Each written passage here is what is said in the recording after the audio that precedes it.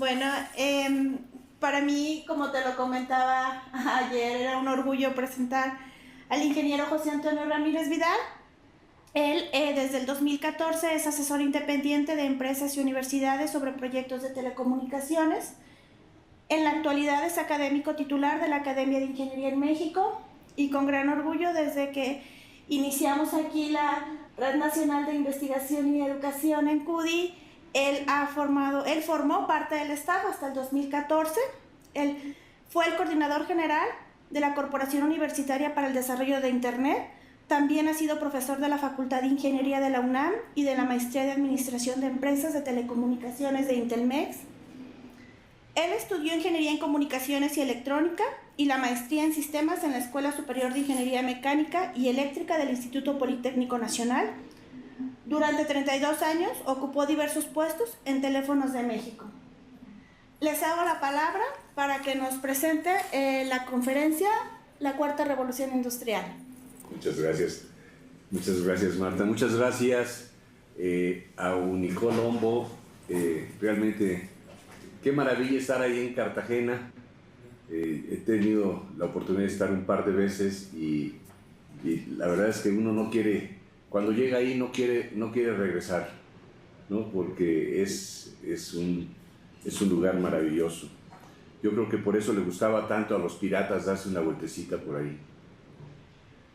Permítanme hablar de este tema. Entiendo que la mayoría de ustedes está participando ya en actividades de sistemas a nivel de estudiantes y creo que todo lo que les voy a platicar ya lo saben, ¿sí? Porque todos los días esto lo están viendo ustedes en redes sociales. Sin embargo, me he tomado la libertad de integrarlo en este documento, al cual he llamado un nuevo borrador, porque es muy difícil en este tema que exista algo que no cambie. Y ustedes están, por fortuna, en una de las actividades que cambia constantemente, y que seguramente dentro de 10 años, cuando ustedes recuerden esta plática, se darán cuenta de que estaban como en la edad de piedra, alguien platicándoles sobre esto.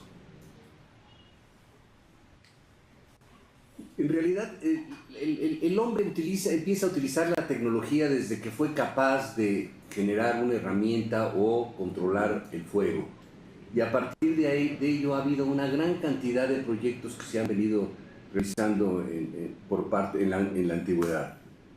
Y estos proyectos han venido permitiéndonos vivir y evolucionar de una forma diferente. Aquí me tomé la libertad de poner algunos de los casos importantes en la evolución, como es el descubrimiento de los metales, como es el descubrimiento de la tierra, de la piedra, de la rueda, como es el trabajo de la pólvora, el aspecto de la brújula o incluso la imprenta y el telescopio. Pero todo esto converge en una época muy importante para la humanidad, sobre todo en Europa, en el cual, posterior a la reforma religiosa, surgen la posibilidad de que grandes personas, grandes científicos empiecen a establecer bases alrededor de la ciencia, alrededor de las matemáticas, ¿no? Por ejemplo, con Leibniz, o a través de la física con Newton, que empiezan a hacer que las cosas se puedan ver de una forma más sustentada. Una revolución industrial es aquella que se produce por la evolución de la ciencia, ¿sí? Y que realmente establece cambios radicales en la forma en que el ser humano vive. Es una experiencia que en principio no se había predicho y que nos permite, que en principio no sabemos cuál va a ser su efecto. La primera, ustedes saben, allá por 1769, Watt pudo lograr que en Inglaterra se estableciera la patente para una máquina de vapor, y a partir de ese momento ya la energía se puede conseguir, aparte de conseguirla en el movimiento de la rueda del agua, o aparte de conseguirla con el aire, empieza a ser controlada por el ser humano a través de el vapor. Y esto empieza a generar cambios muy importantes en la forma de que vive la humanidad, ¿no?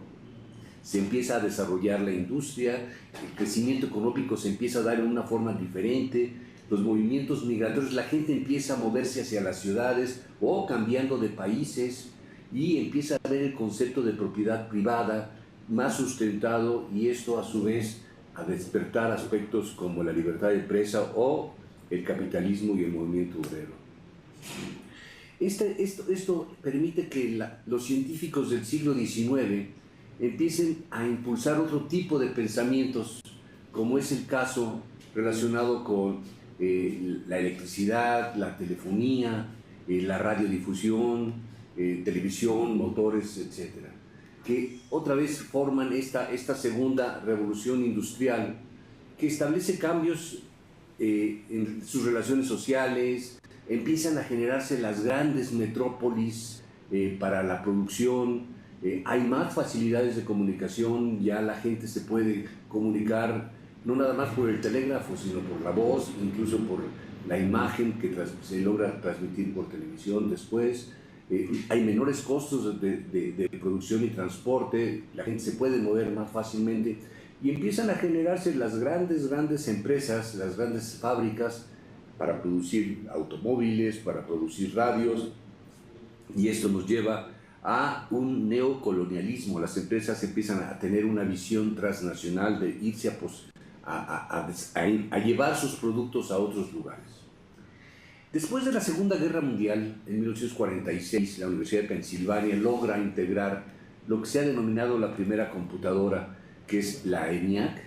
¿Sí? Esto de hecho se ha considerado como el inicio de esta tercera revolución industrial, en la cual todos ustedes han estado participando desde que eran pequeños.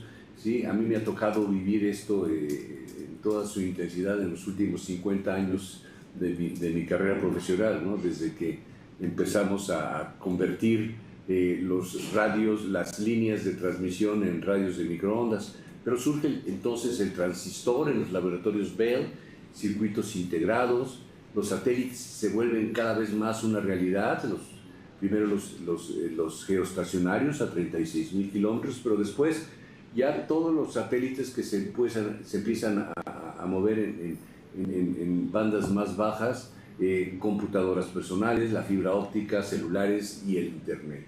Esto que es actualmente una realidad y que tiene efectos en la economía de consumo. Cada vez se busca más el consumo. Ustedes cuando compraron ya su último teléfono, seguramente ya sabían que ya era obsoleto, porque en ese momento ya se estaba produciendo el siguiente. La industria de electrónica e informática tiene un gran desarrollo. Ustedes son producto de el impulso para que exista recursos humanos alrededor de estos temas.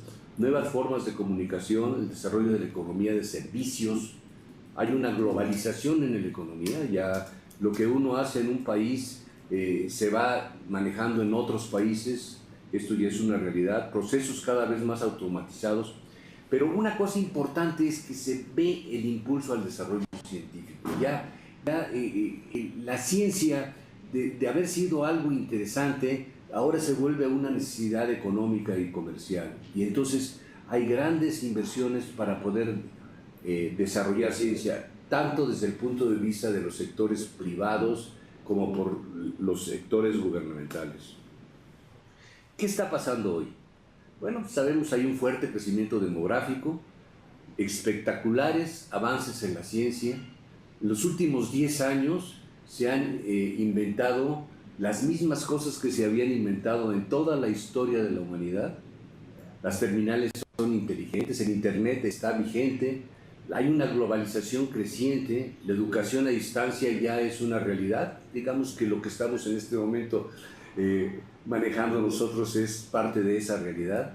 Avances espectaculares en la medicina, generación de energía por medios alternativos, y bueno, cada vez estamos más preocupados por el cambio climático. El doctor Molina, un científico mexicano, premio Nobel, ha estado impulsando en nuestro país que tratemos de buscar cómo tener soluciones a este cambio climático. Y esto es una realidad en todas partes. Y en realidad estamos viviendo una serie de megatendencias en diferentes campos. La demografía, ¿sí? Cada vez habemos gentes más viejas, o sea, yo como que del siglo XIX a la fecha, a mí ya me tocó vivir 2 veces, el crecimiento de la población es cada vez más intenso. En el medio ambiente pues vemos problemas de contaminación, de cambio climático. En la economía, la globalización, el mundo multipolar, en el mundo de la innovación, pues estamos cada vez hablamos más de nanotecnología, de biotecnología, de digitalización. Tenemos grandes ciudades y bueno, los valores sociales de alguna forma están evolucionando y consolidándose de una manera diferente. Y esto nos hace pensar que por qué ya no estamos en esa tercera revolución industrial. Los cambios que estamos viviendo en este momento son exponenciales y no lineales. La velocidad de cambio no tiene precedente. ¿Sí? Como decíamos, ahorita algo que está empezándose a manejar en cualquier parte de la actividad humana, ¿sí? Cada vez está evolucionando hacia algo nuevo, es disruptiva totalmente y afecta tanto a los gobiernos como a la educación, como a la salud, a la educación, a la economía y a la comercialización en general.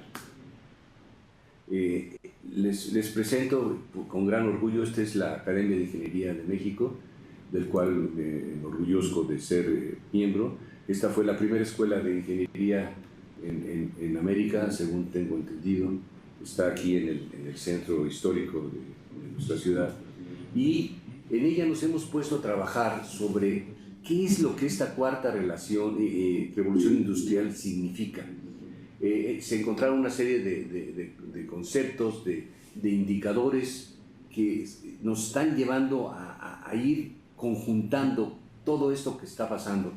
Y estos indicadores, esto fue un estudio que hicimos con todos los miembros de la academia. Somos un grupo relativamente pequeño de ingenieros en todas las áreas de la ingeniería, del orden de 300 ingenieros activos, y llegamos a la conclusión de que todos estos conceptos que se habían identificado, pues o son una realidad o se van a presentar en los próximos 5 años. Es decir, esto es algo en ese concepto, en ese tenor de que yo mencionaba, de que es exponencial lo que está sucediendo. Y en principio hemos identificado como síntomas estos 10 conceptos, los cuales voy a ir pasando por ellos a continuación. Nuevos conceptos de movilidad y de transporte. Bueno, todo el mundo sabe ya ahora que puede uno andar en un vehículo que no tenga chofer, ¿no? Hay marcas que ya están desarrollándolos con buenas condiciones de seguridad, ¿no? O sea, un prototipo Tesla, por ejemplo, ahorita con 8 cámaras de visión de 360 grados, 250 metros de alcance, 12 sensores ultrasonido y con radar, hacen que vea el coche sin chofer mucho mejor que lo que nosotros podemos hacerlo. El manejo de los drones es una realidad que se está aplicando en muchísimos cambios. Seguramente ustedes, algunos de ustedes ya los han manejado y ya tienen proyectos alrededor de ellos. Aquí hay algunos, por ejemplo, el que se está utilizando en Japón para la supervisión de oficinas, ¿sí? O, por ejemplo, el caso que sucedió el 5 de enero pasado, en el cual una base militar rusa en Siria fue atacada por drones. O este caso que también fue de gran difusión en Australia, cuando 2 niños pudieron ser rescatados gracias a que un dron pudo mandarles una lancha para que los salvara. O ya el utilizar un dron ambulancia, es decir, algo que puede ayudar a resolver un ataque cardíaco en 1 minuto, en 2 minutos se puede estar resolviendo un problema de esta naturaleza. El transporte sigue evolucionando a gran velocidad. Ya existe este proyecto, el Hyperloop, que es un transporte que puede llevar a más de 1000 kilómetros en forma terrestre. Se está probando ahorita en Nevada, en los Estados Unidos, y se empieza a pensar ya en una primera ruta que va a ir entre San Francisco y Los Ángeles. El segundo concepto que también ustedes seguramente ya están manejando es el de Internet de las Cosas. Es decir, el poder asignar a cualquier cosa, ¿sí?, una identificación única. Y si esta cosa tiene sensores y dispositivos, entonces se va a poder interactuar a distancia, ¿sí? Ya hay aplicaciones en este sentido en la industria mediante el control de maquinaria, robots, control de producción, en infraestructura urbana, por ejemplo, para semáforos, puentes, en vías de tren, por ejemplo, para poder que los vehículos sin chofer puedan moverse rápidamente. Esto va a ser de gran utilidad. En el control ambiental, para poder tener acceso a sensores atmosféricos a distancia.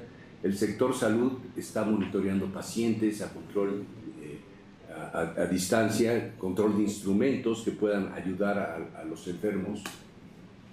En el hogar, bueno, pues, cuando le presenté esto a mi esposa se puso muy contenta porque dijo, ya no voy a preocupar, ¿no? Si puede detectarse cuando ya los jitomates ya no están en buen estado y me puede resurtir esos jitomates, me voy a ahorrar mucho tiempo para poder ir al supermercado a comprarlos, ¿no? O dispositivos en nuestra vestimenta, ¿no?, que puedan de alguna forma ya ser un reloj, lentes, ropas conectadas, transmitiendo nuestra ubicación, nuestra temperatura, etc. Energías renovables. Este es un campo muy importante para el futuro realmente de la humanidad. Como les decía el doctor Molina, él fue, el que descubrió los problemas del agujero de ozono, y que es, bueno, ustedes saben, el ozono es lo que nos permite estar vivos, esa capa de ozono es lo que nos permite estar vivos en este planeta, ¿no? Y esto es lo que el pronóstico para energías renovables, es decir, para el 30% de la producción de energía ya para el año 2025 se espera que sea a base de este tipo de energías. Yo no sé en Colombia, pero en México ya se está trabajando en forma muy seria para ir reduciendo el consumo de carbón, de gas y de petróleo. Y el pronóstico que tenemos para el año 2050 es que ya el 95% de la energía va a ser energía renovable. Esto va a ser muy importante. El pronóstico del doctor Molina es que cada vez que se incremente en promedio un 1% la temperatura en promedio del planeta, se va a incrementar 7% las precipitaciones que hay es decir, lluvia, nevadas, etc. Y que si no logramos controlar que para el año 2050 no supere el 2% de incremento promedio, entonces vamos a tener serios problemas en la humanidad para ese momento. Y quiero decirles que ustedes van a estar vivos para ese año, entonces tenemos que trabajar todos para que esto no suceda.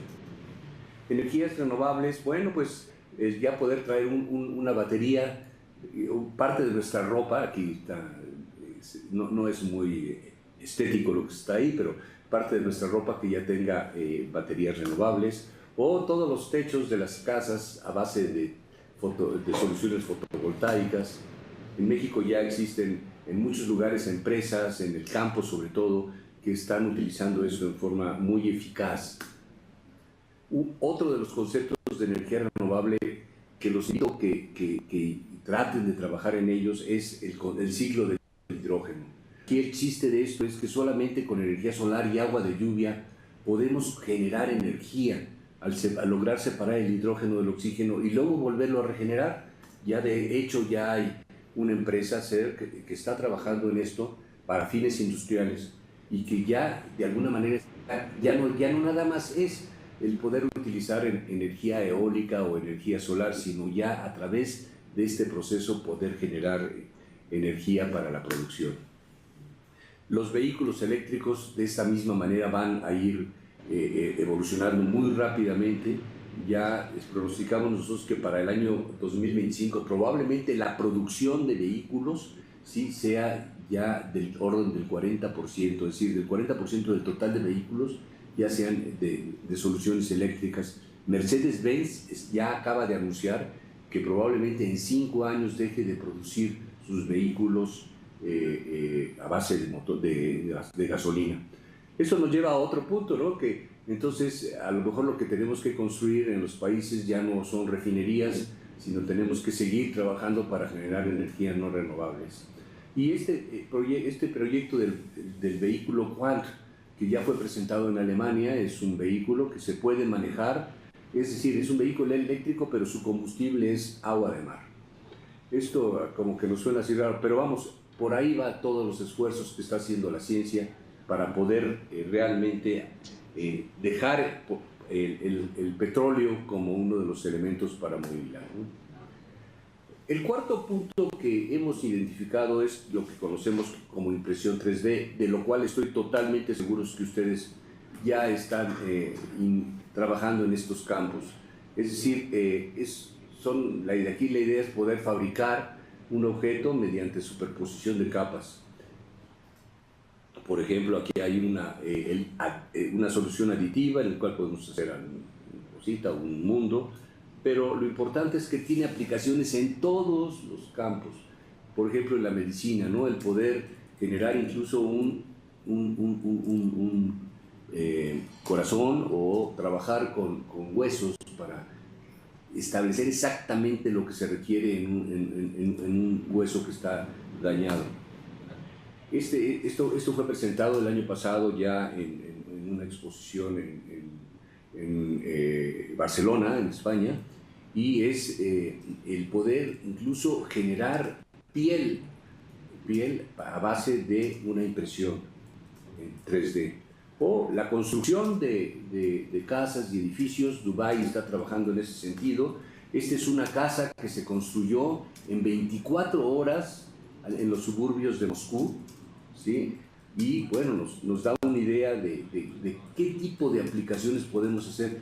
Y estamos hablando de impresión 3D, y otra vez, ustedes están seguramente ya trabajando en ese sentido, ¿no?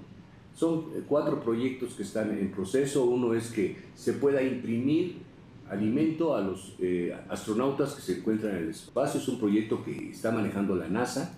La Universidad de Princeton está trabajando sobre un proyecto de un oído de espectro ampliado, o en Australia están trabajando sobre impresión de celdas fotovoltaicas, o incluso la Agencia Espacial Europea, que se acaba de aliar también con el Centro de Investigación de China, están trabajando sobre una estación lunar, pero que se pueda producir a base de rocas lunares, es decir, el generar algo ya en la Luna, pero a base de materiales que se encuentran en la Luna. Esto es algo que me llamó. Yo la verdad es que no pude oír a este Stradivarius 3D, pero el generar ya una pieza de esta naturaleza a partir de un Stradivarius original es algo que hay que tomar en cuenta. O el poder ya la impresión 3D para vestidos, ¿no? Lo está utilizando ya Getty, ¿sí? O Chanel. Y también para hacer zapatillas, ¿no? Aparte, Versace está trabajando ya en ese sentido. Entonces, como vemos, este tipo de aplicaciones 3D, ¿sí? Que están sustentadas 100% en el manejo informático, ¿sí? Es algo que es una realidad y que cada vez va a estar más sustentado. Otro de los puntos que hemos identificado es lo que llamamos las nuevas dimensiones para la inteligencia y la percepción.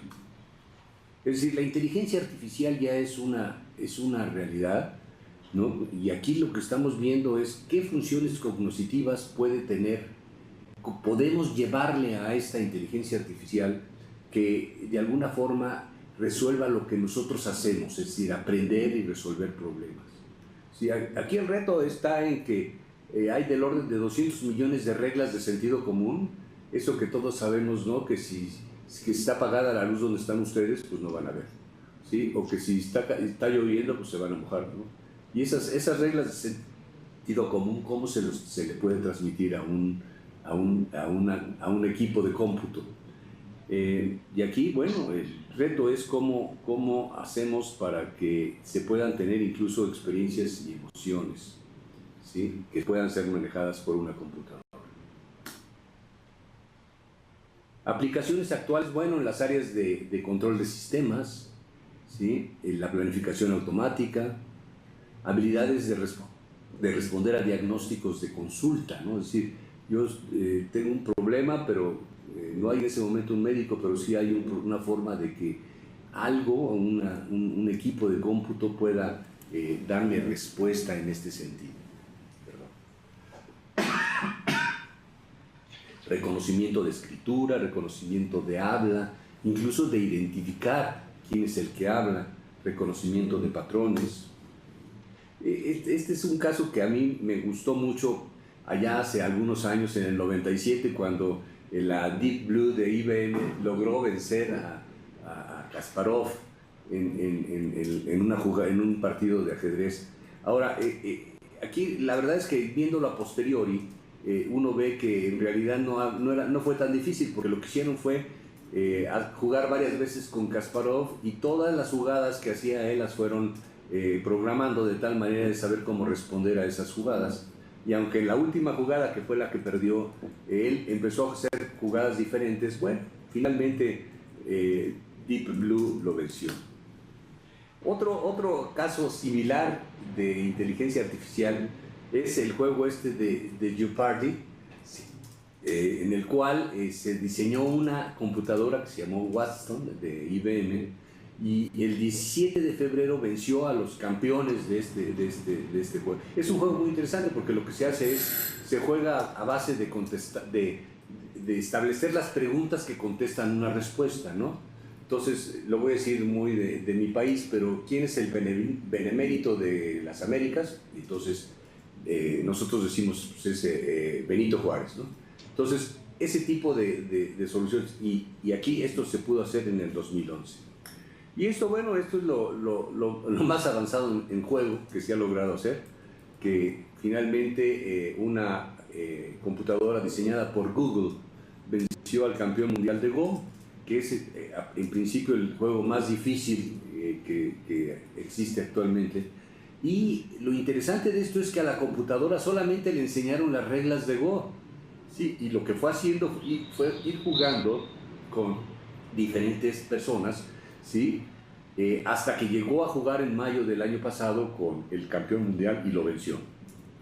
Pero aquí no se le enseñaron las jugadas, sino le enseñaron a jugar a la computadora. Y esto es la esencia de la inteligencia artificial, ¿no? ¿Dónde se está utilizando, por ejemplo, en salud, el diagnóstico de tratamientos de enfermos, detectar en forma precisa problemas como diabetes, por ejemplo, o insuficiencias cardíacas, identificar casos de depresión, incluso permitir que se pueda llegar a utilizar como herramienta, ¿sí? hacia apoyos en avances que se están teniendo en el campo de la salud. Otro aspecto importante de esto es que ya hay un producto que puede, entender 40 y traducir 40 idiomas, ¿no? Mediante un audífono base, ¿no? Y esto, pues uno se pone su audífono y puede estar hablando con una persona en inglés, en francés, en suajili, en árabe, en hebreo, japonés, y pueden estar comunicándose, ¿no? Esto lo que va a hacer es integrar más al ser humano. Cuando estamos hablando de dimensiones de percepciones de esta naturaleza, los aspectos de realidad aumentada ya son también un aspecto que se está utilizando. Es decir, nosotros tenemos un lugar donde podemos simular cómo es que queremos que sea algo, ¿no? En este caso, un edificio, o quiero ver dónde voy a poner el sillón de mi casa y de qué color lo voy a poner y con qué modelo me gustaría tenerlo, ¿no? O aplicaciones para estudios de anatomía. En el campo de la realidad virtual, que seguramente ya todos ustedes han manejado, pues el poder manejar escenas, estar en otro lugar, ¿sí? Aunque estemos en nuestra casa, en nuestra oficina, ¿no? Utilizarlo, por ejemplo, para simular operaciones de corazón.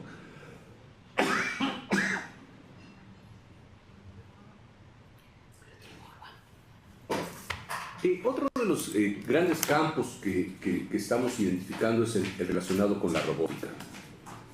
Es decir, pues ustedes saben, ¿no? La robótica los robots son máquinas automáticas programables, capaces de realizar operaciones pesadas, repetitivas o peligrosas en forma rápida, barata y precisa, ¿sí? Están dotadas de sensores y con brazos con gran flexibilidad y pueden trabajar 3 turnos, es decir, no se cansan. Perdón.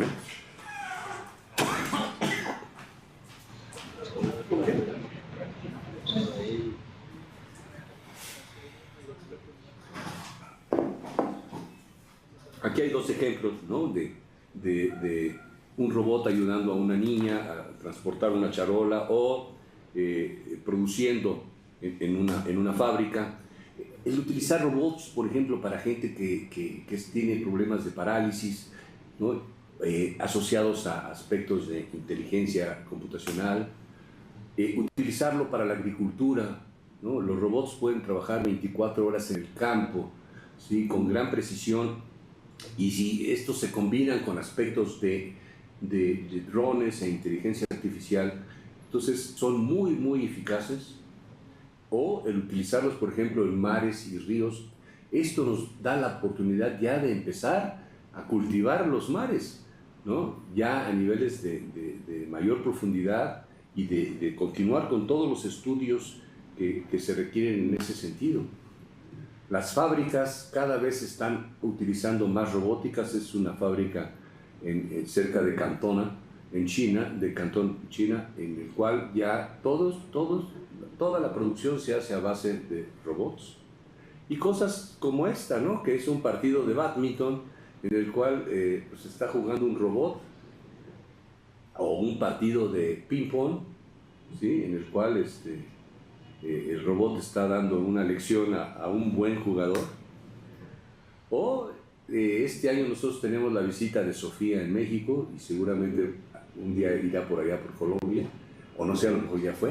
Sofía, que ya está reconocida como ciudadana de Arabia Saudita, ¿no? Aquí está dando una conferencia y que, bueno, en realidad nosotros no queremos que los robots se parezcan a nosotros, ¿no? Y menos las damas. Yo prefiero que las damas sean como las que siempre han sido, ¿no? Pero simplemente es una forma en que se ha ido evolucionando en este campo. El almacenaje y el manejo de información es otro de los grandes puntos que tenemos que estar siguiendo. Ustedes seguramente ya lo han manejado en forma importante, el concepto de Big Data, ¿sí? En el cual, bueno, pues se empieza a utilizar toda esa gran cantidad de información que estamos produciendo, ¿no?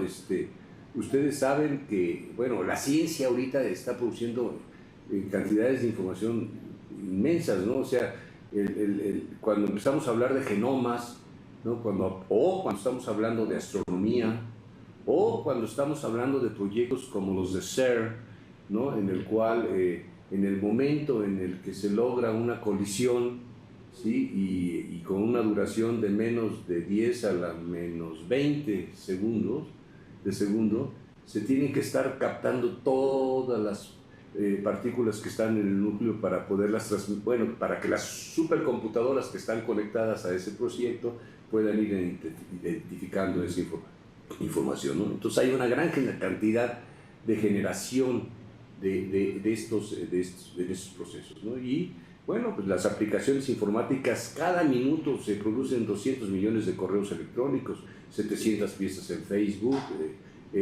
2 millones de búsquedas en Google, 48 horas de video en YouTube, ¿no? Y todo esto pues es lo que establece las características del concepto de Big Data, ¿no?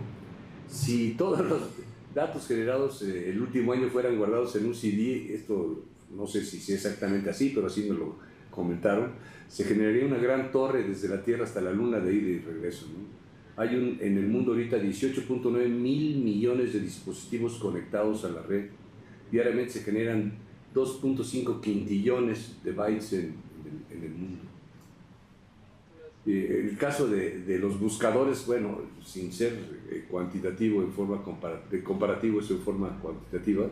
Bueno, tenemos, ¿no?, que Google, sí, bueno, es un motor de búsqueda, ustedes lo usan seguramente varias horas al día, ¿no? Si quisiéramos en este momento, y y esto se va desactualizando constantemente, ¿no? ¿Sí? Si tardáramos un minuto en visitas, tardaríamos 38.000 años en leer todo, ¿no? Y lo que hay ahorita es exactamente uno seguido de 100 ceros, ¿no? Que el otro día estaba comparándolo, ¿no? Es una universidad, un estudio que se hizo en la Universidad de Cincinnati, ¿sí? Que estiman que los átomos en el universo son 1 con 79 ceros, es decir, ya se superó en principio esto, ¿no? Este es un dato que me gustó. Hay 458.000 artículos sobre la cuarta revolución industrial ya. O sea, todo lo que yo estoy diciéndole lo pueden ver ahí, mucho mejor explicado que lo que yo estoy haciendo seguramente, ¿no? Y tienen ahí 458.000 artículos que pueden darle seguimiento. Otro de los grandes buscadores es el caso de YouTube, ¿no? 1.000 millones de personas usan ya YouTube. Hay alrededor de 3.600 años de video. Una de mis nietas está estudiando la preparatoria a distancia porque vive lejos de donde está la universidad, y el bachillerato, es la preparatoria aquí, y muchas veces para saber, por ejemplo, problemas relacionados con, no sé, geometría analítica, por ejemplo, entra a YouTube de geometría analítica y le aparecen muchos profesores que le explican ahí hasta que entiende bien cuál es el tema que anda buscando. 4.000 millones de videos se ven cada día, 86.000 millones de horas, en fin, todos son datos que ustedes seguramente conocen, ¿no? Ya se utilizan 76 idiomas y hay 6.330 videos sobre la cuarta revolución industrial, ¿no? Que es lo que estamos ahorita viendo y que, como yo les decía, cada vez estamos más obsoletos ya en todo lo que va evolucionando en ese sentido. Wikipedia es otro gran buscador, entonces ustedes saben, es una enciclopedia en línea en donde podemos encontrar cualquier tema que necesitemos. Si la biblioteca inglesa, la enciclopedia británica, perdón, los datos que están en inglés en Wikipedia, que equivaldría a tener 1.600 tomos, ¿no? De esos huesotes actualmente.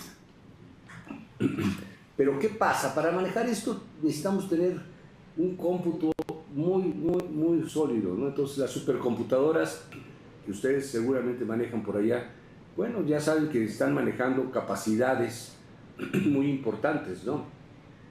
En el cual se pueden utilizar pues no sé, 1.000 millones de operaciones por segundo, ¿no? O sea, estamos hablando de capacidades importantes, ya a nivel de petaflops, inclusive, ¿no? 10 a la 15, 10 a la 15 sí, operaciones por segundo, ¿no? Aquí puse las 5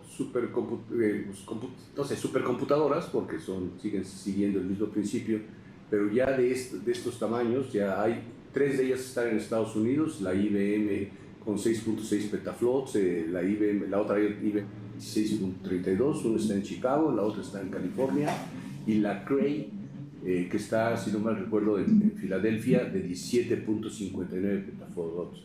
Y en Japón existe una Fujitsu de 10 petaflops, ¿no?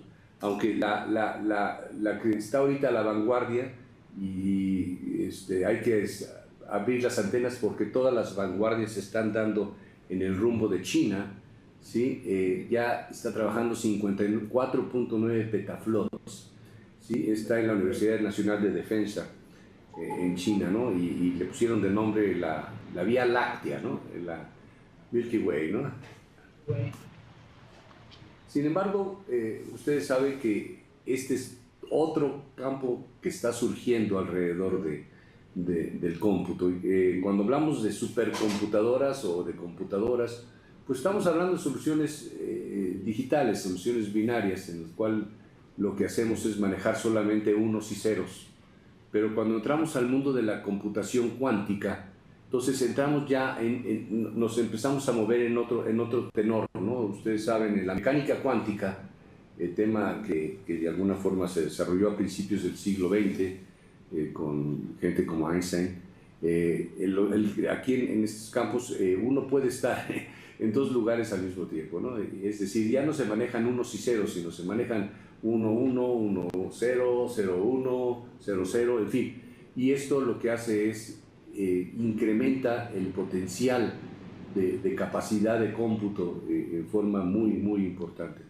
Y estoy seguro que ustedes en los próximos años van a tener acceso a estas facilidades y a partir de ello puedan, vamos a apoyar el desarrollo de los científicos en su país. La educación es otro de los grandes campos que han venido, que hemos venido monitoreando. Vamos, aquí, ustedes saben, la educación es la palanca para cambiar la sociedad, no hay de otra. Una sociedad que no esté educada es una sociedad que no va a poderse posicionar en los próximos años.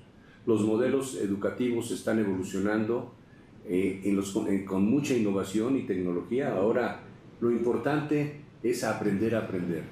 Cuando yo iba a la escuela, me decía mi mamá, dice, vete a la escuela porque te van a enseñar, ¿sí? Y yo iba a la escuela a que me enseñaran, aunque yo no aprendiera, ¿sí? Porque hay una diferencia entre que alguien enseñe y alguien aprenda, ¿no? Lo que tenemos que hacer es aprender a aprender. Y el reto de esto es que todos los estudiantes, el reto de ustedes es que ustedes como estudiantes, ¿sí? Lo que tienen que tener es la responsabilidad de aprender, ¿sí? Yo tengo la mala costumbre de cada vez que veo a mis nietos, lo primero que les pregunto es, ¿cómo te fue hoy en la escuela? Bien, abuelo. ¿Y qué aprendiste? ¿Sí? Y entonces, no es qué te enseñó la maestra o qué te dijo, ¿qué aprendiste? Y yo creo que esa es una de las cosas que tenemos que empezar y manejar muy fuerte. Y esto se va a ir traduciendo en todo lo que nos puede enseñar la tecnología en el corto plazo. Las escuelas están conectadas cada vez más a Internet. En México hay un proyecto para que todas las escuelas tengan ya una conectividad adecuada, con equipamientos incluso en las aulas. Los alumnos aprenden en forma lúdica. Esto es también algo muy importante. Todos somos diferentes y todos aprendemos de forma diferente, ¿sí? Y los modelos educativos nos han llevado a que tenemos que aprender como el profesor piensa que tenemos que aprender. Y aquí lo que hay que buscar es que el aprendizaje sea algo lúdico y no algo que se impone. Esto lo que implica es que los profesores evolucionen y obviamente la educación a distancia cada vez mayor. Mi pronóstico es que las universidades dentro de 10 años van a ser centros sociales, en los cuales los jóvenes se van a reunir para socializar, para platicar, para conocerse, ¿sí? Y no forzosamente para tomar clases. No se los diga por favor a sus profesores ahorita porque seguramente van a estar de acuerdo conmigo. En la educación, uno de los elementos fundamentales que debe tener un país es una red avanzada de educación y de investigación. En México, como lo comentó Marta hace un momento, logramos construir la red CUDI, que lo que busca es que toda la investigación y todos los proyectos de educación cada vez se vayan apoyando más en esto. Cuando yo decía que ustedes a lo mejor pronto puedan utilizar un acceso, digamos, a una computadora, a una supercomputadora o una computadora cuántica, no quiere decir que la tengan que tener en su universidad o incluso ni en su ciudad o incluso ni en su país, pero a través de este tipo de redes ustedes van a poder estar como si estuvieran en el cuarto de junto, ¿sí? Accesando a centros de investigación en los cuales se pueda dar esto. Por ejemplo, aquí hay una línea verde que llega hacia los Estados Unidos, que sale desde la Ciudad de México y que nos permite conectarnos desde las universidades mexicanas hacia CERN en Ginebra, ¿no? Y participar con investigadores mexicanos, tanto allá como desde la Ciudad de México o desde México, ¿sí? En los proyectos que están trabajando utilizando esta tecnología. Coursera es un proyecto importante. Los invito a que busquen en internet Coursera.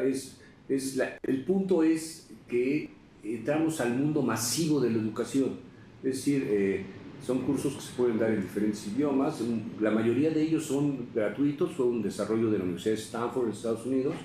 Y, por ejemplo, el año pasado se dio un curso de inteligencia artificial a 160,000 personas desde Estados Unidos. Entonces, uno puede participar en ello y puede ir cada vez estando más aprovechando los desarrollos, la información de los desarrollos que se están produciendo. Me gustó mucho esta nueva solución para la educación, el pen screen, es decir, uno va leyendo cualquier libro en la biblioteca y puede estar escaneando el libro con una pluma y pasándola a su teléfono o a su computadora y tenerla ya de esta forma capturada. Se me hace que es algo así como, antes yo iba a la biblioteca, sacaba mi libro, sacaba mi lápiz, mi papel y copiaba yo lo que iba a necesitar, ¿no? Y ahora pues le pasamos la pen screen y lo podemos capturar. Otro de los grandes, perdón,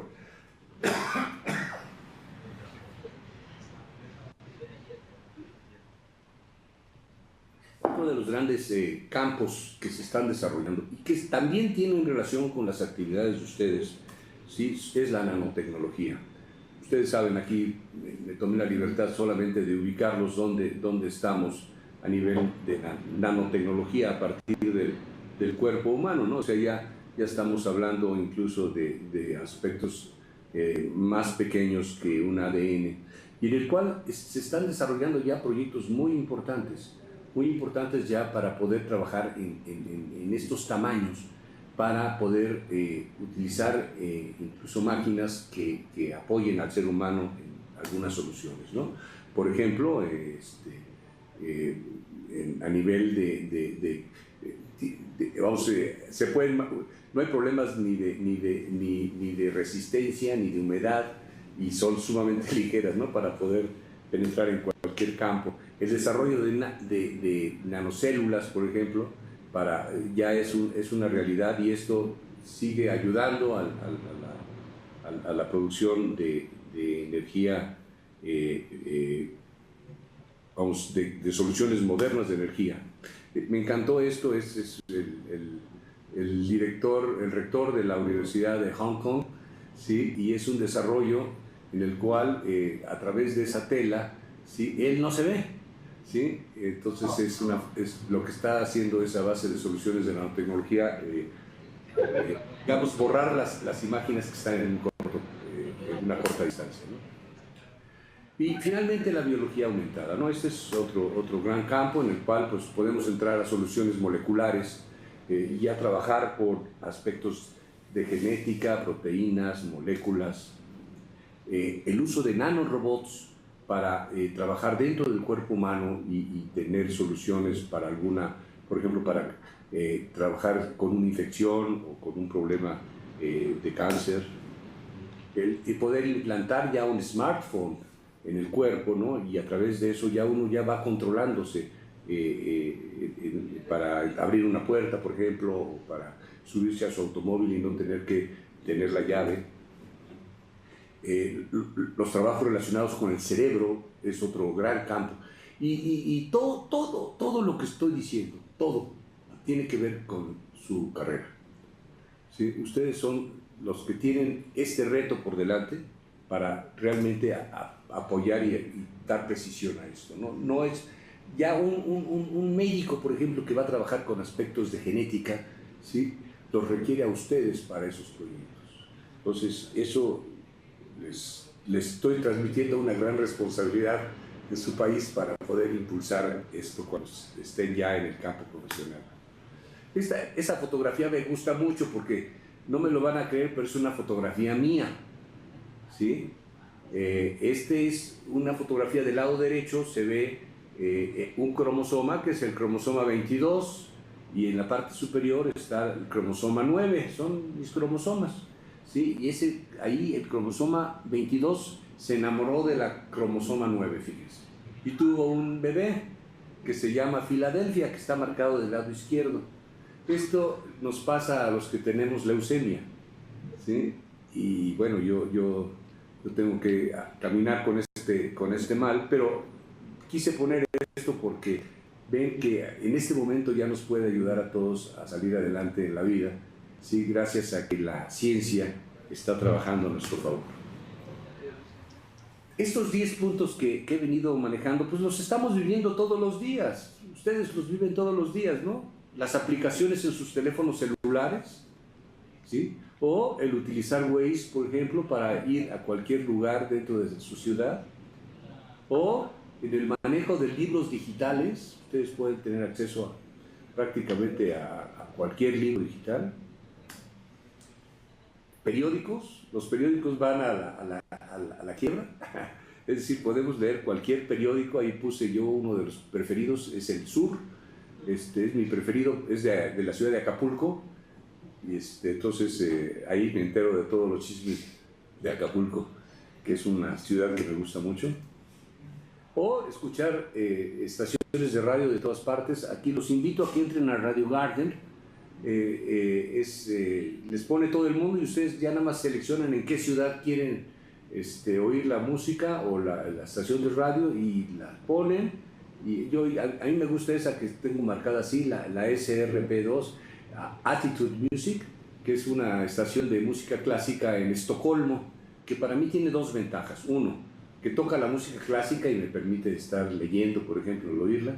Y dos, que cuando habla el locutor, habla en sueco y entonces no le entiendo, así que de todos modos no me distrae de lo que esté leyendo.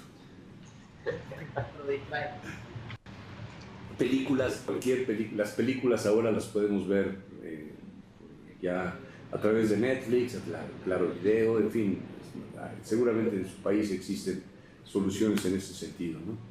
La banca es algo que también ya cada vez se maneja más a través de todas estas soluciones.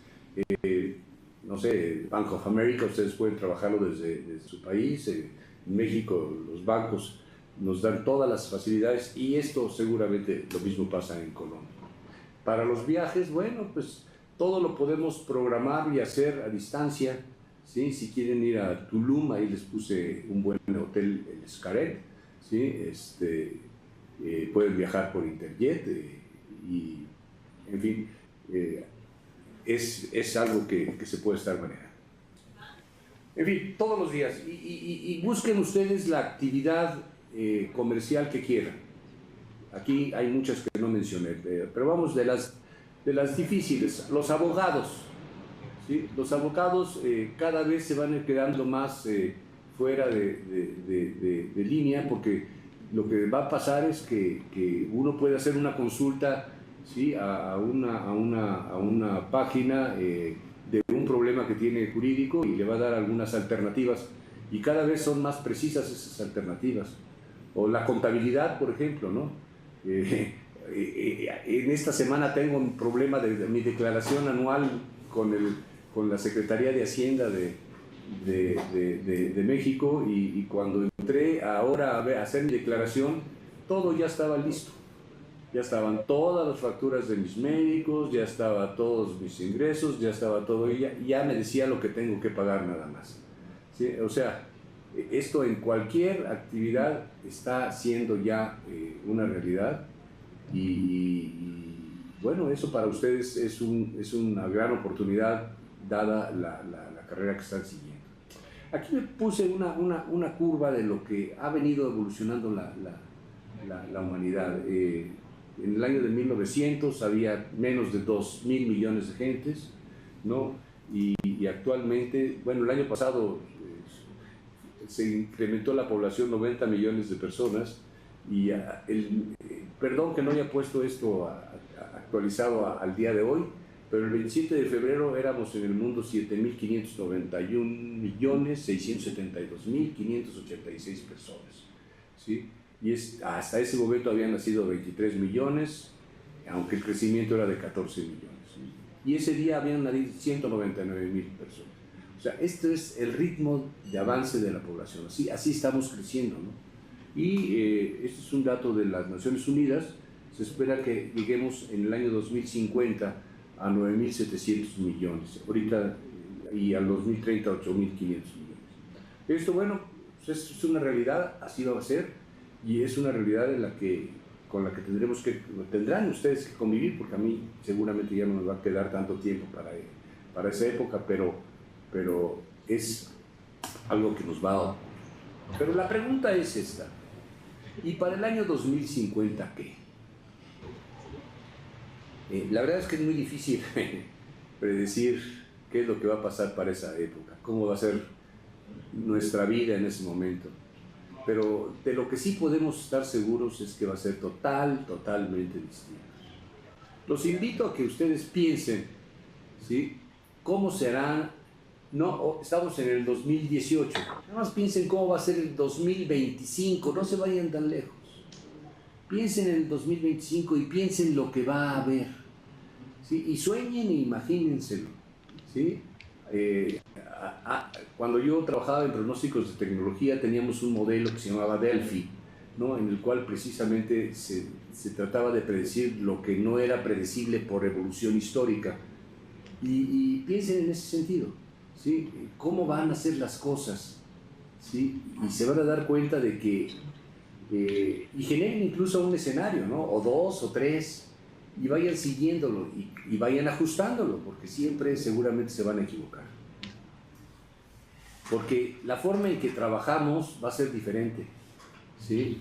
¿Qué va a querer decir el trabajo en el 2050? ¿Sí? La forma en que nos relacionamos va a ser diferente. Digo, la verdad es que yo cuando conocí a mi esposa, pues era hablarle por teléfono y una vez por semana la podía ver y era la comunicación que tenía, ¿no? Pero ahora ustedes se comunican con ellos constantemente. Sí, les mencionaba que cuando yo conocí a mi esposa, le hablaba por teléfono de vez en cuando y la iba a ver una vez por semana, ¿no? Y actualmente seguramente a las novias de ustedes pues le están hablando, digamos, cada 10 o 15 minutos a través de WhatsApp o a través del teléfono, ¿no? O sea, la forma en que ahorita ustedes se relacionan con la gente es diferente, ¿sí? Pero dentro de 5 o 8 años va a ser diferente también. Imagínense cómo va a ser eso.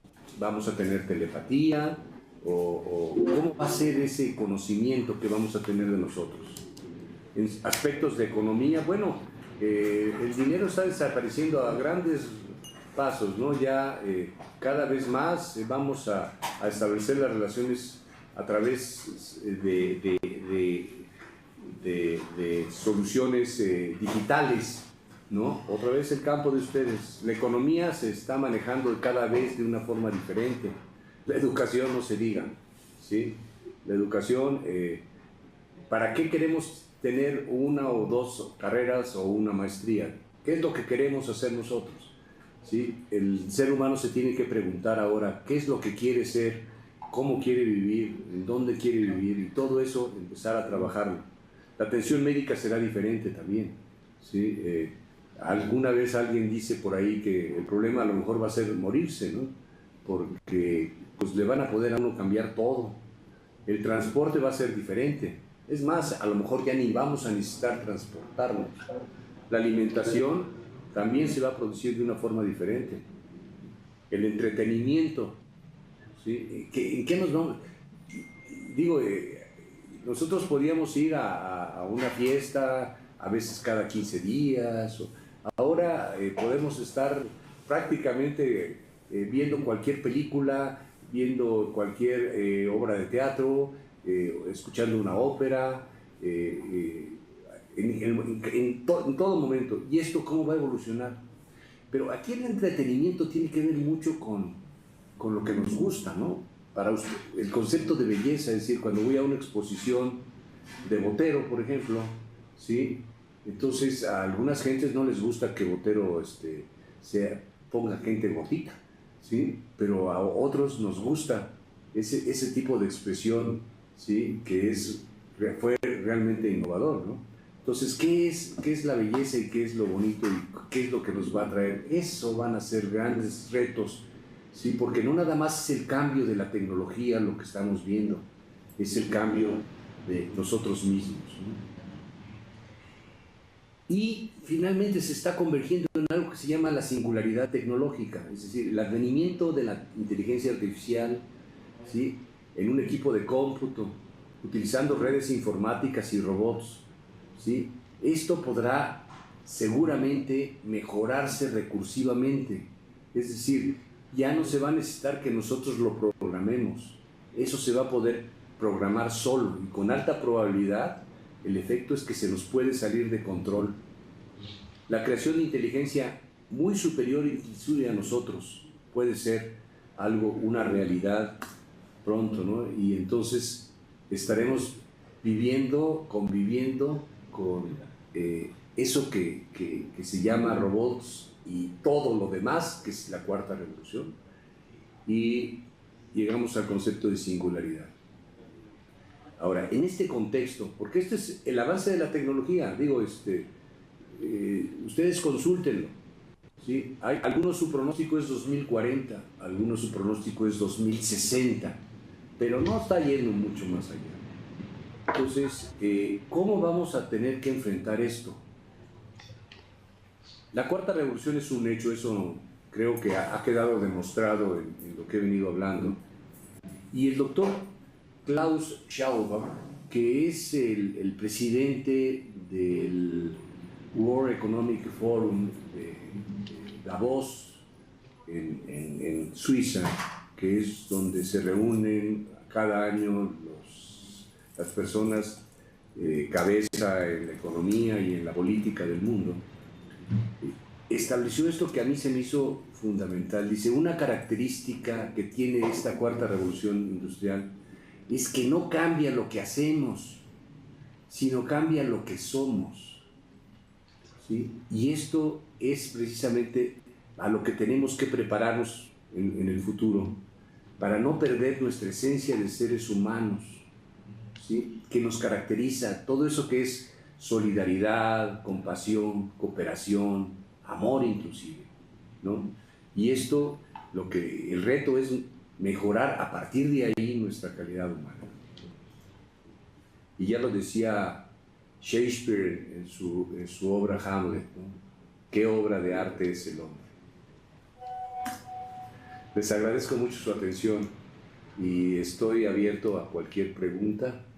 En la presentación que está disponible en la página de CUDI está, bueno, ahí está la dirección, ustedes pueden tener acceso a esa presentación.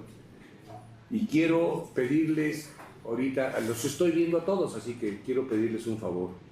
Quiero que levante la mano el que se comprometa a difundir esto con sus amigos, con sus profesores, con sus familiares. Quiero que levante la mano quién se compromete a hacer eso. Gracias. Para mí eso es la satisfacción.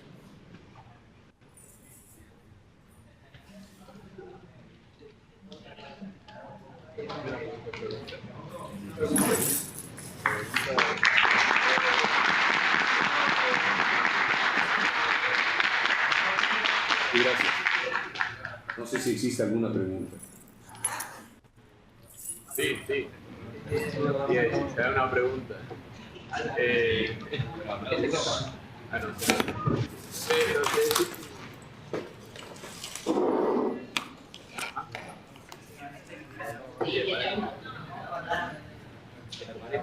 ¿Se escucha? Sí, perfecto.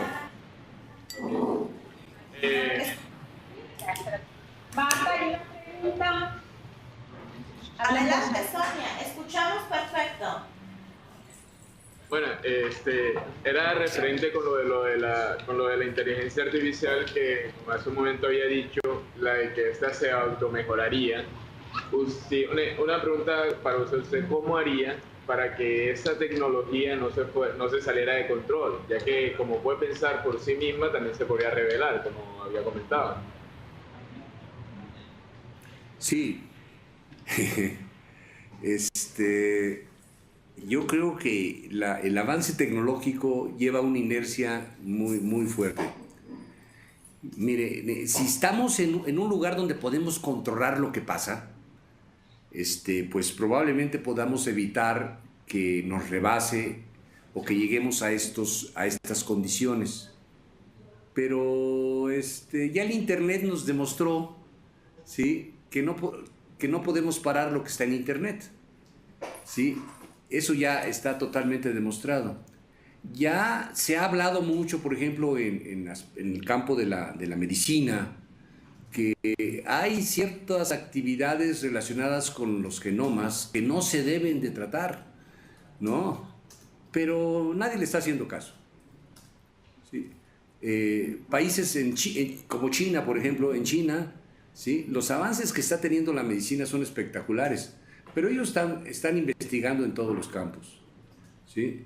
Y el desarrollo de robots es espectacular, y lo que se está haciendo en inteligencia artificial es espectacular, ¿sí? Todos los días podemos ver cosas nuevas, ¿no?, que surgen.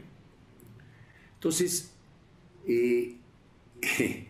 decía mi abuelo que si no puedes con el enemigo, mejor únetele. Entonces, creo que lo que hay que hacer es precisamente caminar con esto. Lo que dijo el doctor Klaus es muy importante. Tenemos que cambiar nosotros en función, ¿sí?, de lo que nos está dando la tecnología. Y ya ha venido pasando, no nos hemos dado cuenta, ¿sí?, pero hemos cambiado, ¿sí? Cada vez que utilizamos un aparatito como este, en el que tenemos toda la capacidad, en el que podemos tener toda la información que se ha producido en el mundo, en este aparatito, ¿sí?, ahorita, ¿sí? Entonces, ¿qué es lo que ha sucedido con esto? Pues que nosotros hemos venido cambiando, ¿sí? Cuando puedo aquí comunicarme en este momento con mi nieta que vive en San Miguel de Allende, ¿sí?, en el norte del país, o puedo en este momento ver la videoconferencia que estamos en este momento transmitiendo, ¿sí?, o puedo llamar a mi primo que vive en París.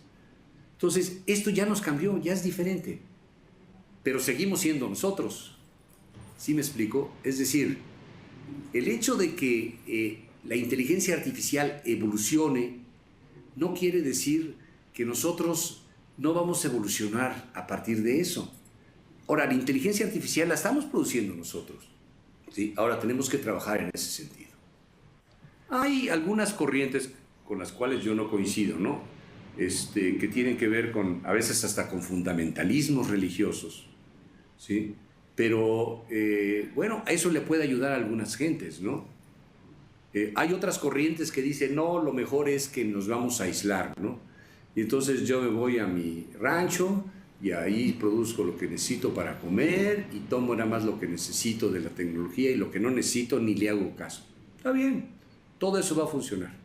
Son caminos que puede haber.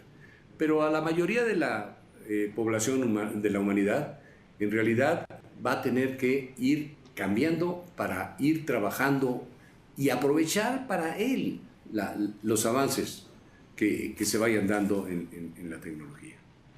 Espero poder haber podido responder esto. ¿Alguna otra pregunta? Vamos acá, luego allá y luego allá. Si quieres, acércate que te escuchen mejor, por favor.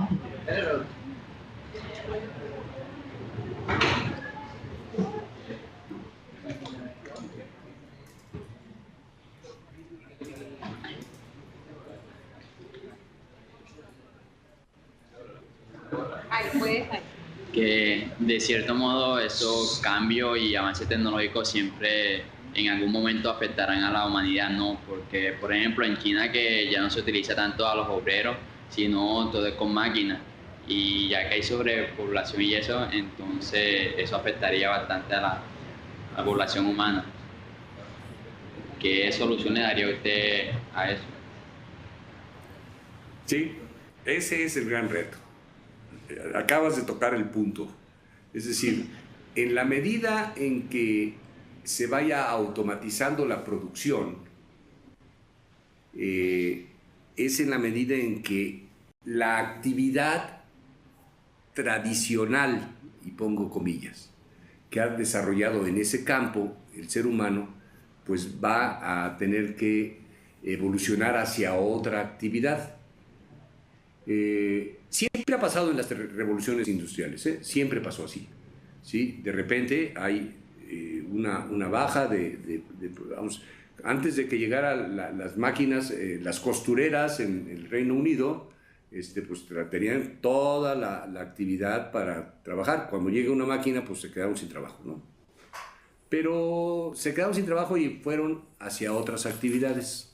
China es un buen ejemplo, ¿sí? Pero déjame decirte algo que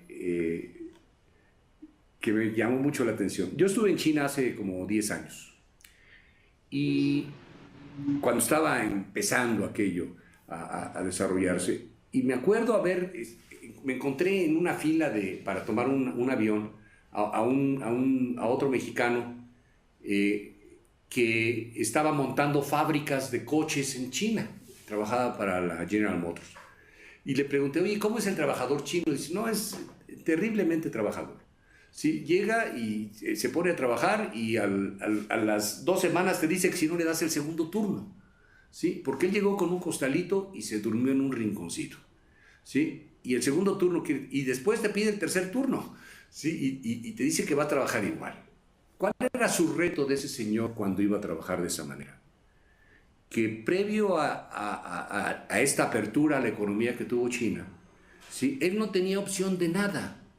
Vivía en una población, en una casa donde apenas podía cultivar algo, con una gran cantidad de restricciones, pero no tenía a lo mejor no podía tener ni energía eléctrica, no tenía obviamente ni un refrigerador, ni un aparato, y ahora podía tenerlo, y eso lo motivaba para hacerlo. Bueno, ¿qué está pasando ahorita en China? Ya los jóvenes no se quieren ir a trabajar a una fábrica, ¿sí? Digamos que el robot está sustituyendo los intereses de los jóvenes que ya no quieren ir a trabajar a una fábrica, ¿sí? Lo que quieren los jóvenes que es, pues, estar sentados produciendo software. ¿Qué es lo que quieren hacer los jóvenes? Bueno, estar desarrollando nuevas tendencias hacia la agricultura. Por ahí están recuperando el desierto de Gobi, ¿sí? Con gente que va a trabajar. O sea, las gentes que se quedaron sin trabajo en un lugar están yendo a trabajar a otro lugar, ¿no? Pero sí, es el reto. La Unión Europea está empezando a programar algo que les va a parecer medio raro, pero va a haber un sueldo fijo por habitante. Es decir, todo el avance tecnológico puede llegar a al sustituir en muchas actividades al ser humano, ¿sí? Entonces el ser humano ya no tiene que trabajar, pero tiene que vivir, ¿no? Entonces va a haber una especie de sueldo por ser francés, ¿sí? Con una serie de responsabilidades. Y a partir de ahí, bueno, podrá haber que tenga trabajos marginales de actividad, pero le garantizan algo mínimo. Esto también puede estar entre comillas. En 1970 y tantos, en Francia, estuvo a punto de abrirse un ministerio que iba a ser el Ministerio del Ocio, porque el francés cada vez trabajaba menos, cada vez ya nada más necesitaba 5 minutos 5 días para ir a trabajar y trabajaba nada más la mitad del tiempo. Esa era la tendencia que había en ese momento. Ahorita ya no, ahorita trabajan más que antes. Pero ¿qué era eso? Pues era el punto de que ¿qué iban a hacer con el ocio del francés? Bueno, había que llevarlo a pintar, a que estudiara nuevas cosas, en fin. Y eso va a pasar con la humanidad, ¿sí? Ahora, ¿cómo se va a dar y en dónde se va a dar y en qué condiciones se va a dar? Va a ser muy diverso, ¿sí? Seguramente en ciertos países esto va a ser asimilado de una forma distinta que lo que va a pasar en países como México y Colombia, ¿no? En los cuales en México tenemos mucha pobreza, ¿sí? Y en una condición que de por sí no hay trabajo, nos vamos a tener que enfrentar a otro. Pero ahí es el reto que tenemos los profesionistas, es el reto de ir viendo cómo vamos a hacer para reducir la pobreza en condiciones de un avance de esta tecnología. En México tenemos ahorita, por ejemplo, un serio problema con el presidente Trump de los Estados Unidos, porque está bloqueando que las fábricas de producción de coches de Estados Unidos se vengan a México. No se ha dado cuenta el señor Trump que precisamente si estuvieran en Estados Unidos, dentro de 5 años lo que va a hacer es producir desempleo en los Estados Unidos, ¿no? Entonces, ahora nosotros en México tenemos que ver cómo vamos a tener que evolucionar esas fábricas de hacer coches, hacer aviones ahorita, por ejemplo, que es una cosa que está sucediendo. Pero son cambios que se tienen que dar. No hay una regla, ¿sí? Y el reto es de cada uno de nosotros. La otra pregunta, ¿quién por allá? Viene él y viene tú, ¿ok? Gracias. Digan, gracias. Bueno, en el video anterior se habló sobre la... No escucho bien, perdón. Ven acá, ven acá. Bueno, en el video anterior se habló sobre las energías renovables y esa parte. Si en caso tal de que explote mucho las energías renovables, ¿cómo sería entonces más adelante si ya no habrá recursos? Ese es precisamente el punto, ¿no? Es decir, lo que estamos buscando es eliminar el consumo de gas, el consumo de petróleo, ¿sí? Y el consumo de carbón, digamos, que son los 3 grandes generadores de energía. Y lo que estamos tratando es de sustituirlo por energías renovables, ¿sí? Es decir, utilizar el sol, ¿sí? Yo recuerdo, el sol en Colombia es maravilloso, ¿sí? Entonces, vamos a utilizar más el sol, vamos a utilizar el viento, ¿sí? Vamos a utilizar las energías hidráulicas, es así, ¿sí? Que ya llevan tiempo en estos procesos, ¿no? Y vamos a ir buscando nuevas soluciones, ¿sí? Lo único que hay que buscar es reducir la producción de dióxido de carbono en la atmósfera, ¿sí? Pero sí, ahí va a estar esto. Muchas gracias.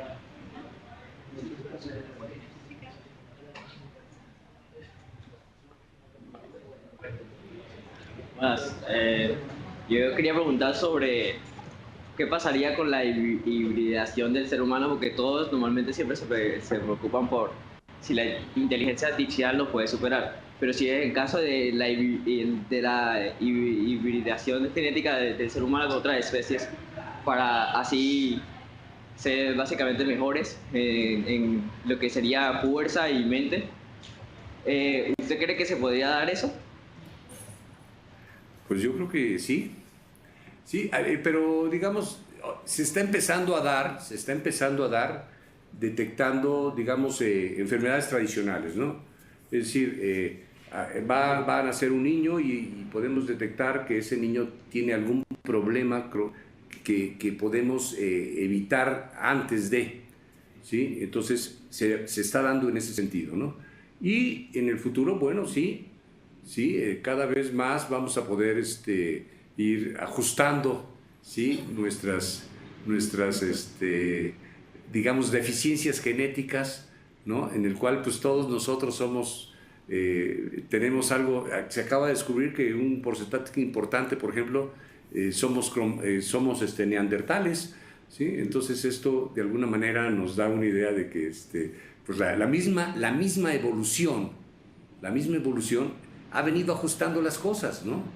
¿Sí? ¿Y por qué algunos son de un color más oscuro y unos con un color menos oscuro? Bueno, pues precisamente porque la evolución y la ubicación donde estamos nos ha llevado a ser así, ¿no? Entonces, yo creo que sí, aunque naturalmente se han venido dando estas evoluciones, ¿sí? El ser humano cada vez va a tener más control sobre esto. Ahora, ¿qué implica esto? Pues que vamos a vivir más, ¿sí? Pues no lo sé, pero lo importante es que vamos a vivir mejor, ¿sí? Es decir, si tenemos un problema en una rodilla, pues a lo mejor la podemos resolver y eso nos va a permitir seguir jugando fútbol después de los 40 años, ¿no? Pero sí. Perdona, sigue. ¿Cuál cree que sería mejor medio? Ejemplo, como ya sabemos, por medio de la genética podemos ya crear órganos, narices, orejas y así. Entonces, Con la tecnología, o sea, con la inteligencia artificial también podríamos hacer eso. ¿Cuál cree usted que sería como la mejor para la salud de uno? ¿Más orgánico o robótico? Sí, o a través de una solución de tipo de impresión 3D, ¿no? Por ejemplo. Yo creo que va a depender de cada caso, ¿no? ¿Qué es lo mejor? Bueno, siempre para mí lo mejor va a ser orgánico, ¿sí? Pero a veces, vamos, si tú haces una aplicación de 3D sobre una rótula de la rodilla, por ejemplo, pues ahí quedó, ¿no? O sea, la cambiaste y quedó bien. Cuando te metes a aspectos genéticos, tenemos que tener mucho cuidado todavía porque no sabemos cuáles van a ser las implicaciones. Es decir, de lo que estamos seguros es que la evolución que se ha venido dando en el ser humano, por ejemplo, o en cualquier ser vivo, es producto de cómo era antes, y en dónde está y cómo se acondiciona a dónde está y cómo sigue hacia adelante. El hecho de que se ajuste algo en la estructura genética no quiere decir que no vas a alterar otra cosa, ¿no? En teoría de sistemas eso es una de las grandes reglas, ¿sí? Entonces, hasta que eso no haya llegado a un punto de ser fino en el cambio, yo sí prefiero la otra parte, ¿no? Pero en fin, todo depende de cuál sea el Alzheimer, por ejemplo, ¿no? ¿Sí? O el Parkinson, ¿sí? Pues son soluciones que solamente se van a poder ir ajustando a base de soluciones genéticas. Bueno, una última pregunta. Ciertamente se ha dicho que el modernismo a este lado de América ha llegado, pero no ha llegado la modernización, o no es exactamente como debe ser. Pero ligándolo a la cuarta revolución, como usted lo ha dicho, como siempre ha sucedido, siempre inicia en Europa, ¿sí? En los países del primer mundo. ¿Será que para los países subdesarrollados o a nivel mundial habrá mayor desigualdad social? Porque si nos damos cuenta, un equipo que desarrollan en Europa, para esta parte del mundo llega mucho tiempo después, y cuando llega acá, ya de aquel lado hay 3 generaciones más adelantadas o algo así. Entonces, ahí atrás, para esa revolución, cuando se esté desarrollando, cuando siga desarrollando, ya esté desarrollando, ¿aumentará la desigualdad? Pues sí, es una pregunta muy difícil. Mi punto de vista es que debe de ser al revés, ¿sí? Se debe de reducir esa desigualdad. ¿Por qué? Porque va a haber más recursos en ese sentido, ¿no? Yo creo que todavía durante muchos años las estructuras económicas de la humanidad van a estar sustentadas en capitalismo, ¿sí? Y en ese contexto, ¿sí? Siempre va a haber el que quiere vivir mejor a costa de otros. Pero los otros son los que debemos de prepararnos para vivir como los que viven mejor. ¿Y cuáles son los caminos para eso? Pues la educación, ¿sí? En la medida en que logremos que nuestros países que están en vías de desarrollo, ¿sí? Tengan mejor educación, será en la medida en que podamos acercarnos nosotros hacia esos países avanzados. Creo que es un error el tratar de acercarnos a base de solamente comprar tecnología, ¿sí? Si tenemos educación, podemos trabajar en ciencia. Como yo les decía, en México ya estamos logrando, y no sé si esté pasando también en Colombia, pero en México estamos conectados a CERN, ¿sí? Entonces, podemos trabajar en esos proyectos de avanzada, ¿sí? Desde México, aunque no tengamos un acelerador de partículas como la tienen ellos. Entonces, ¿qué es lo que tenemos que hacer? Pues lo que tenemos que hacer es, uno, educación, ¿sí? Y dos, ¿sí? Dedicarle más recursos a la ciencia y menos recursos a las armas, ¿sí? Entonces, lo que tenemos que buscar es cómo hacer ciencia en nuestros países, porque si no, siempre la vamos a estar comprando, ¿no? Y si tenemos ciencia en el país y tenemos educación, yo estoy convencido que vamos a vivir mejor. Pero eso somos nosotros los que tenemos que trabajar en ellos. Y cuando digo nosotros, no digo el gobierno mexicano o el gobierno colombiano, digo los mexicanos, los colombianos. No sé, y sobre todo los profesionistas, ¿no? O los que estamos en vías de ser profesionistas, tenemos una responsabilidad social en ese sentido, ¿no? No importa el área, o sea, no importa que ustedes estén en el mundo del cómputo y los sistemas, ¿sí? De todos modos, ahí hay mucho para trabajar en educación. Así es. Una última pregunta, ingeniero. A ver, mi pregunta es, el ser humano, a través de la utilización del análisis genético, ha llegado a distintos avances que nos han ayudado a nosotros. Pero ¿qué pasaría si pasáramos de no solo la utilización, sino pasáramos a usar la modificación genética? Y si en algún momento llegaríamos a perder nuestra humanidad. O empezáramos a generar un ser humano totalmente distinto. Es decir, un ser humano que ya tenga más capacidad intelectual, que tenga más fuerza, que tenga más habilidades, ¿sí? Es decir, digo, no sé si alguna vez te has tratado de comparar con los animales, ¿sí? Y nosotros aquí en México tenemos no sé si ajolote, ¿ubican un ajolote?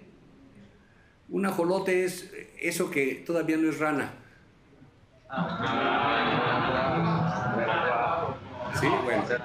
Nosotros tenemos aquí aquí en la Ciudad de México una zona lacustre que se llama Xochimilco.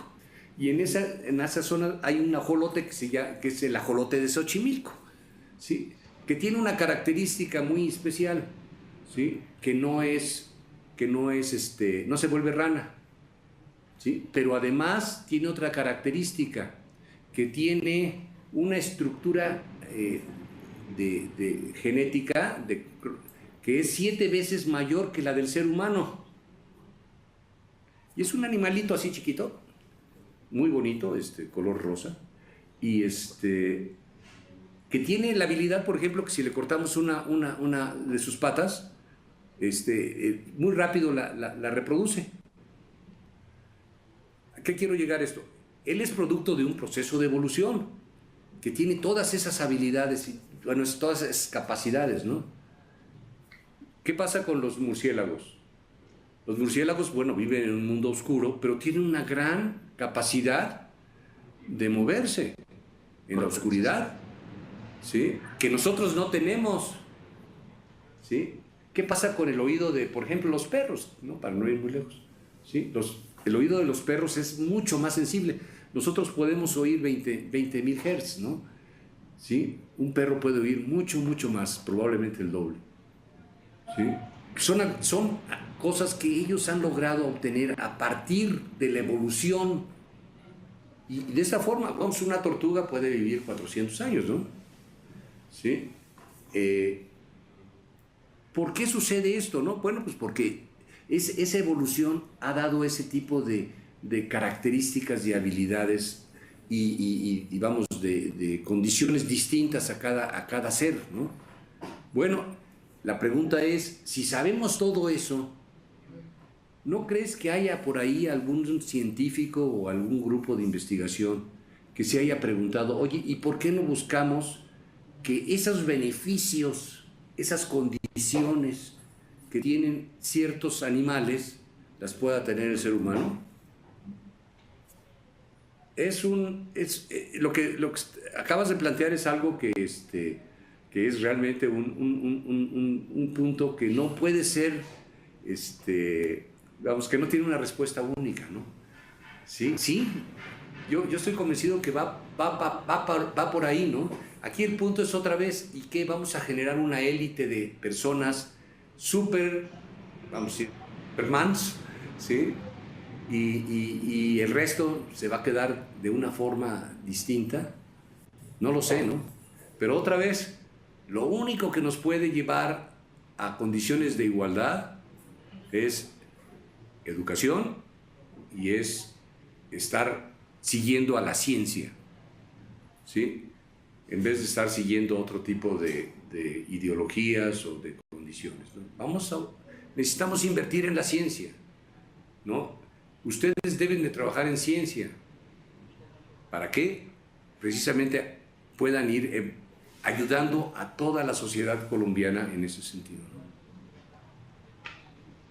Ok, gracias. No, Bueno, gracias a ti. Gracias por todas estas respuestas muy enriquecedoras. Queremos darle un aplauso.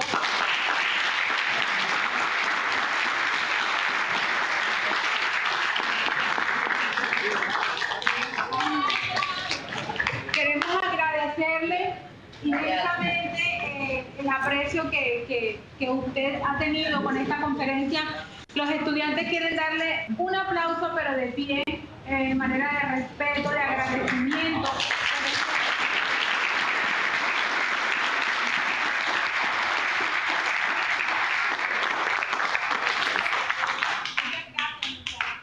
Gracias, muchas gracias. Y por favor, en la página, en el documento que está ahí publicado con ustedes, está mi correo. Entonces, por favor, cualquier pregunta que tengan de duda o cualquier información adicional que requieran, con muchísimo gusto, ¿sí? Se los voy a responder. Pero quiero recordarles que todos los que alzaron la mano tienen un compromiso, ¿sí? Entonces, me gustaría que me mandaran alguno de ustedes, ¿sí?, cómo están cumpliendo ese compromiso. Ok, ya saben, muchachos. Entonces, a poner en marcha todo lo que el ingeniero acaba de contestarles a las preguntas que ustedes tenían. Muchas gracias, ingeniero José. Agradecemos mucho y esperamos contar con usted en una nueva oportunidad. Que esté muy bien. Gracias, Marta, por todo su apoyo. Que esté muy bien. Bueno, gracias, muchachos, continuamos colaborando. Los felicito por su asistencia, por su comportamiento y por su compromiso. Que estén muy bien.